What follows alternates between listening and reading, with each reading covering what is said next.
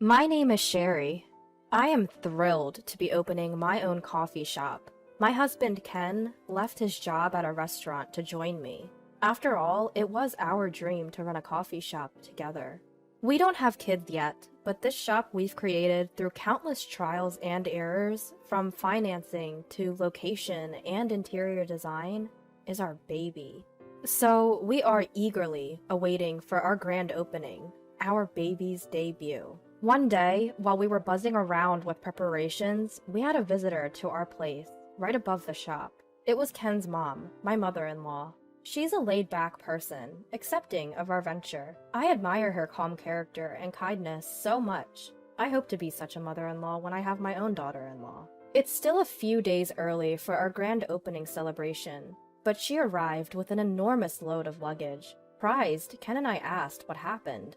Then she said, "I've been kicked out of Joe's house." Just as she said, she'd been kicked out of the apartment she shared with my brother-in-law and had nowhere else to stay. I knew this would be a busy time for you guys, but...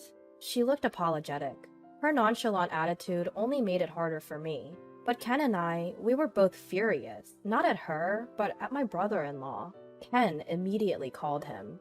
"Joe, Mom showed up alone at our place, saying she's been kicked out. What's going on?" Joe, remorseful yet firm, told us, "We just can't live together. My wife and I are also swamped, starting a new business, and we don't have time to take care of Mom, who's becoming forgetful. Could you guys take care of her for a while? Once we're settled, we'll come to get her." Though it served his interests, we couldn't trust his words. Joe had reluctantly cared for our mother-in-law just because he was the older brother. Joe's wife wasn't very caring either. They must be having a blast after kicking her out. So I thought of a way to prevent our kind mother-in-law from feeling lonely or pitiful. "Okay, if that's what you say, Joe. Mother-in-law, you can live with us." There was no other choice. Their father had already passed away, and there were only two brothers, so there was no one else to take care for her. I feel a bit imposed upon, but my mother-in-law is family to me too. I can't just not take care of her, especially since she's so kind and I love her dearly. "If you're fine with it, then I want her to stay with us too." Ken also seems optimistic. Apparently, Ken was always a mama's boy, so it may actually be a good thing for him to have his mother close by. "Well, thanks, Ken. Sherry. I'll have to think about how I can repay you." My mother-in-law seems to understand the situation, or maybe she doesn't. She just responds casually. "How about I make dinner every day?" "Oh, but you two are running a restaurant, so there's no need for me to cook, right?" I think helping your family is a given. But if she wants to repay us, Ken and I thought about having her help at the store sometimes. "Mother-in-law, if you'd like, could you help out at the shop sometimes? Chatting with customers, making desserts, spending time like that might be enjoyable." "Well, if it helps you two, I'd like to do anything."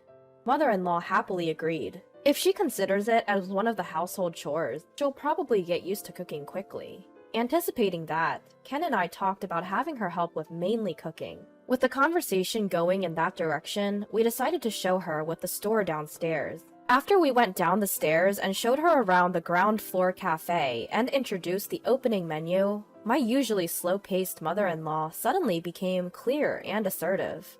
"Ken, Sherry, this shop won't be popular as it is. It's still not too late to prepare, so start now." Ken and I were astounded at the confidence, out-of-the-blue ideas our mother-in-law proposed. For example, given the current retro trend, even a newly built store should have old-fashioned interior and background music. The menu should include items that mother-in-law used to eat when she was young, to not only attract young people riding the retro wave, but also to appeal to older customers. Moreover, since the number of candy shops in our town is decreasing, we should set up a corner for candies, allowing buyers to eat inside the store and would attract families with children. All her ideas were innovative and in line with the town's needs. They were so spot on that we had to agree, and under the direction of our mother-in-law, we immediately began preparing. After our mother-in-law started living with us, our long-desired store opened a few days later, and a month has passed since then. If the store had no future, the number of customers would significantly decrease after a month, but we don't have that worry with our store. We get so many customers every day that there's a line. All this is thanks to our mother-in-law. "Sherry, the sandwich for table 3 is ready. Please bring it over." Yes, coming right now. Though I'm busy, each day is fulfilling. It might have been a real blessing that my mother-in-law decided to barge into our lives at that time. But one day, an intruder would disrupt our busy yet enjoyable days. It was my brother-in-law and his wife. We live in the same town, you know. We've heard the rumors. Your business seems to be flourishing. And isn't it true that Mom is being called the beloved granny of the store? My brother-in-law, with a sarcastic look on his face, glanced around the cafe and said this. Actually, we're thinking of starting our own shop too. A boba milk tea shop, which has been all the rage since last year. For that, we would love to have Mom help us out. That's why we came to pick her up. Give Mom back. Huh? Joe, what are you saying all of a sudden? Well, it was agreed from the start that she would return once we settled down. Now it's time. Come on, give Mom back. You guys have had enough of your good fortune, haven't you? It's our turn now. As if they can just return my mother-in-law like she's some kind of lucky charm. They can say whatever they want, but the cafe that the three of us created is just starting to take off. The real test is still to come. We're already relying on my mother-in-law as a full-time employee.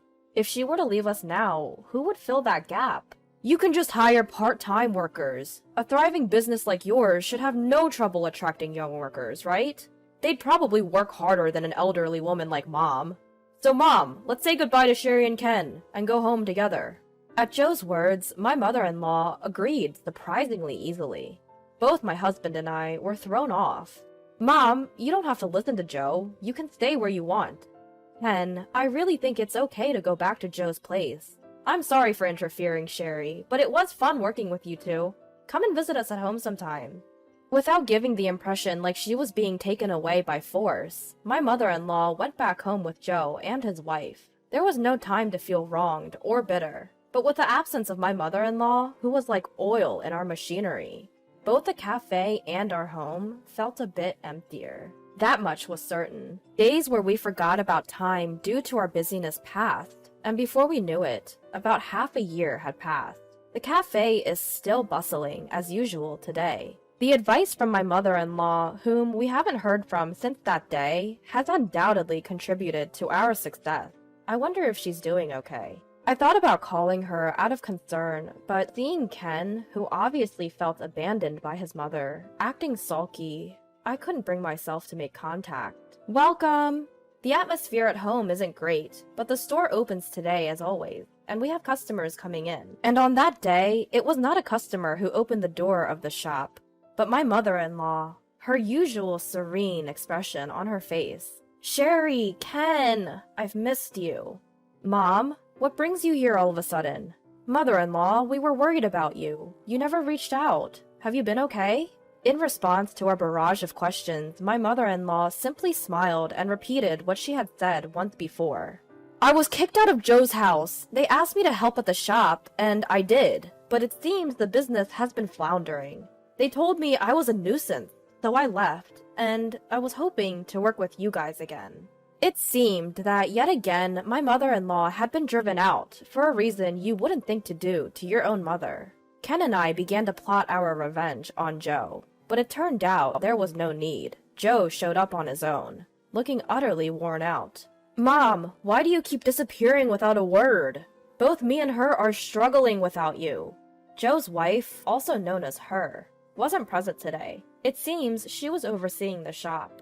Joe, don't make it sound like it's my fault. You guys said you wanted to cut labor costs, so I, being your family, decided to leave first. I then understood what she meant by being kicked out. If they wanted to cut labor costs, they'd first dismiss the ones who could easily be let go. Or my mother-in-law, who was at an age where she technically didn't need to work. That was not about you, Mom, but the part-timers, the students. We never said a word about you.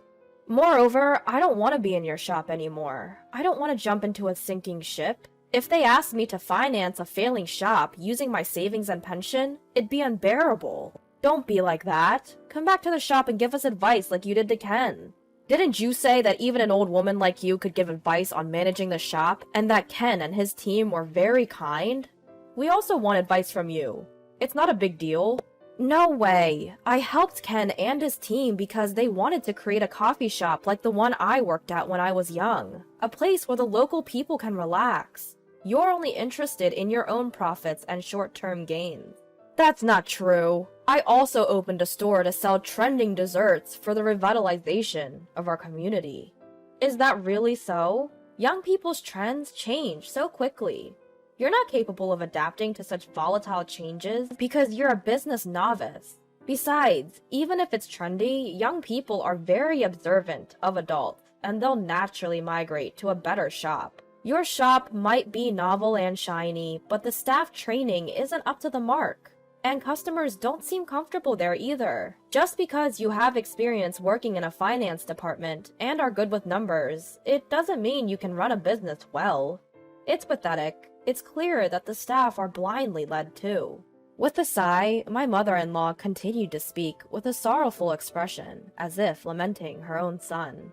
In a small-town diner like this, you can't just mindlessly sell what's trendy among young folks. You failed to cater to customers' needs. You couldn't captivate their hearts.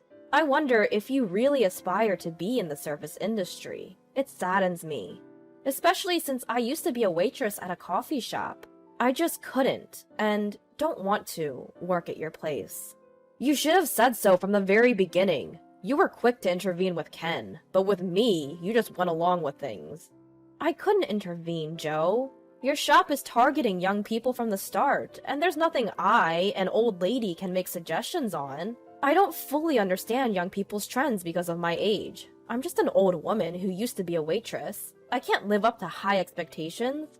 Now please, stop making a scene in Ken's shop. You should go back to your place and deal with your finances.